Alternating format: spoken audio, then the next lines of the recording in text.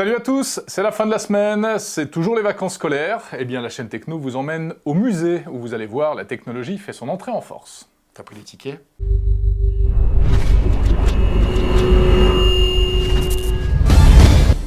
Et l'innovation cette semaine vient de la Nintendo 3DS, console portable de Nintendo, qui, vous le savez, permet même de jouer à des jeux en 3D, sans lunettes. D'où son nom.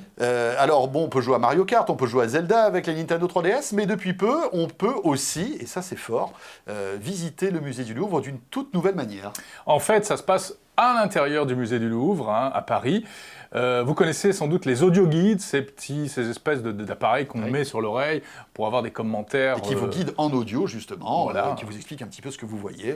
Eh bien, désormais, à la poubelle, les vieux audioguides ringardos. À la place, le Louvre a choisi d'installer des Nintendo 3DS. Alors, comment ça se passe? Eh bien, à l'entrée du musée, vous prenez votre Nintendo 3DS, vous la mettez autour de votre cou, et là, vous vous laissez guider, tout simplement, et vous aurez des commentaires sur les œuvres, des images, et même des animations en 3D, qui vont aller un petit peu plus loin dans la découverte de telle ou telle œuvre, en fait. Alors, ce qui est intéressant, c'est qu'il y a une géolocalisation, c'est-à-dire qu'en permanence... La Nintendo sait où on est, dans quelle pièce on est, Voilà, en fait, le musée du Louvre a installé des balises un peu partout pour pouvoir localiser les visiteurs et les détecter lorsqu'ils arrivent dans une salle et leur proposer à ce moment-là les commentaires sur les œuvres qui se trouvent dans cette salle. La Vénus de Milo.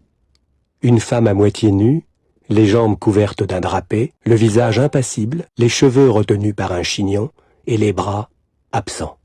C'est l'une des plus célèbres statues de l'Antiquité grecque. Voilà, pas moins de 700 œuvres ont été donc numérisées et sont disponibles sur la Nintendo 3DS.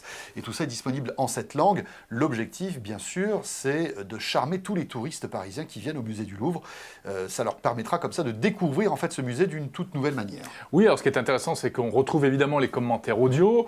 Le but du jeu, c'est pas non plus de distraire complètement les visiteurs. On peut pas jouer à Mario Kart. C'est sûr, on peut pas? Non, en plus, alors voilà, les Parce consoles que je suis persuadé que les petits-enfants préféreront jouer à Mario Kart que de regarder les œuvres sur Nintendo 3DS.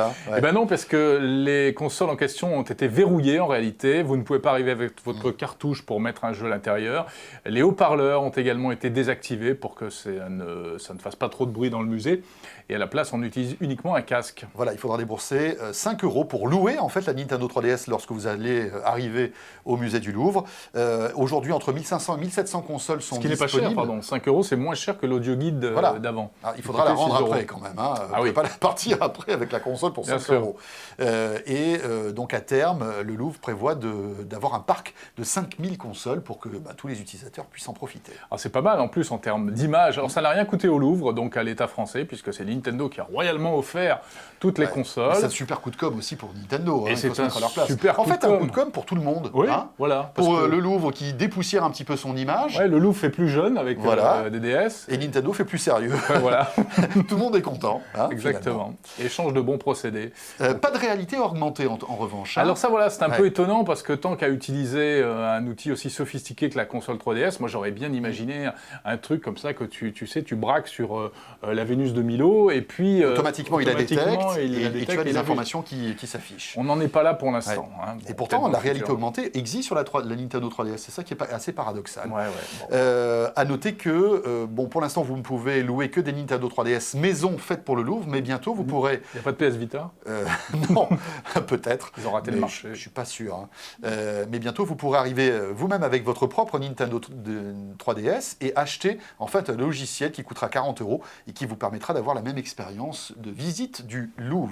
Ce n'est pas fini, un petit mot encore en matière de musée. Si vous n'êtes pas à Paris et donc vous ne pouvez pas tester ce système, eh bien baladez-vous néanmoins dans les musées comme le musée d'Orsay, qui désormais sont disponibles sur le Google Art Project. Voilà, alors c'est pas nouveau, puisque là nous en sommes à la version 2. Enfin, ce qui est nouveau, c'est qu'il y a le musée d'Orsay, plus d'autres musées qui sont venus enrichir ce qui existait déjà. Voilà, le concept existait déjà, et là la nouveauté, c'est qu'en fait vous avez de plus en plus de musées qui participent. 30 000 œuvres du monde entier sont numérisées donc en haute définition. Alors c'est formidable, il faut le tester.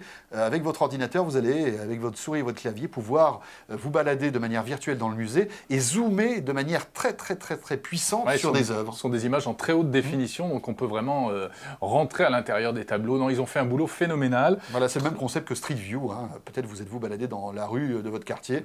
Et bien là, de la même manière, vous visitez un musée. Génial. 150 musées dans le monde, donc il n'y a pas encore le Louvre d'ailleurs. Hein. Ils n'ont pas signé, mais ils y viendront peut-être. En revanche, si vous avez le musée d'Orsay, vous avez Versailles, l'Orangerie, et puis évidemment des tas de musées d'autres pays. Voilà, ne nous remerciez pas. Grâce à nous, vous savez comment occuper vos vacances de Pâques. Ouais. Voilà, grâce à la chaîne Techno. Il faut une bonne connexion Internet, quoi. On va se prendre quelques jours de congé. Et oui, c'est les vacances Eh scolaires oui. pour tout le monde, même pour nous. Hein. On va souffler un petit peu et on reviendra très vite pour plein de nouveautés et entre autres un nouveau rendez-vous sur la chaîne Techno que nous allons vous proposer très vite. Voilà, on ce n'en dit sera- pas plus pour l'instant. On vous dit simplement le titre, c'est L'Appart. Voilà, mais je pense que ça vous plaira. En tout cas, restez nous fidèles et on se retrouve très vite. Salut à tous. Bye Et bye. et bonnes vacances.